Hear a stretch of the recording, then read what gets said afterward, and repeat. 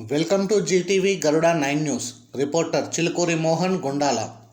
దేవాదుల కాలువలో డబల్ కట్టైన భూములను వెంటనే ఇప్పించండి. యాదాద్రి భువనగిరి జిల్లా గుండాల మండలం మరిపడిగ గ్రామానికి చెందిన రైతు సింగారం ఉప్పలయ్య, సీతారాంపురం గ్రామానికి చెందిన రైతు కొలిచెలిమి అబ్బయ్య మాట్లాడుతూ, దేవాదుల ఎత్తిపోతల పథకం ద్వారా కాలువలను దరిదాపుగా 9 సంవత్సరాల క్రితం మండలంలోని గ్రామాలలో రైతుల భూముల నుండి సర్వేయర్ వచ్చి సర్వే చేసి కాలువలని తీయడం జరిగింది. సర్వేయర్ నిబంధన ప్రకారం కాలువలు సరిగానే తీశారు. కానీ రైతుల భూములు ప్రభుత్వం డబుల్గా కట్ చేసి ఇంతవరకు రికార్డులకు ఎక్కడం లేదు. రైతులు నెలల తరబడి ఆఫీసుల చుట్టూ తిరిగినా కూడా మీ సేవకు వెళ్ళండి, చాలానా కట్టుకోండి రండి అని సంబంధిత అధికారులు రైతులను అంటున్నారు. కొంతమంది మీ సేవలో చాలాన్ కట్టినప్పటికీ కూడా ఇంతవరకు రైతులకు ఎలాంటి న్యాయం జరగలేదని ఆరోపిస్తున్నారు.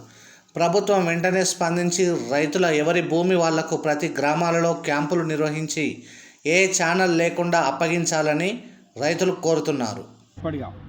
నవాపేట రిజర్వాయర్ కింద దేవాదుల కాలువ మరిపేట గ్రామంలో కెనాల్ ఇవ్వడం జరిగింది. ఆ కెనాల్కు రైతులు భూములు ఇవ్వడం జరిగింది.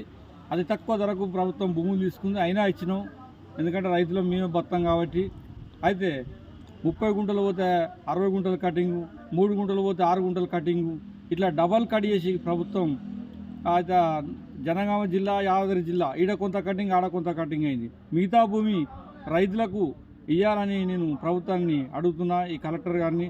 అయితే అవార్డు కాపీ ఏ రైతుకి ఎంత భూమికి ఎన్ని డబ్బులు ఇచ్చారనేది వాళ్ళ దగ్గర ఉన్నది. ఆ లిస్టు దగ్గర పెట్టుకొని మిగతా భూమి రిలీజ్ చేయాలి. కానీ ఈ రైతులను అప్లికేషన్ పెట్టుకుంటూ 1350 రూపాయలు కట్టుడు, మీ సేవలో అప్లికేషన్ పెట్టుకుంటూ అది రిజెక్ట్ చేసుడు, అప్లికేషన్ పెట్టుకుంటూ అది రిజెక్ట్ చేసుడు. వాళ్ళ దగ్గర లిస్ట్ ఉన్నది. దయచేసి రైతులను ఇబ్బంది పెట్టొద్దు. మీరు అదనంగా కట్ చేసిన గుంటలను మీరంతా మీరే ప్రభుత్వం రిలీజ్ చేయాలని నేను కోరుతున్నాను.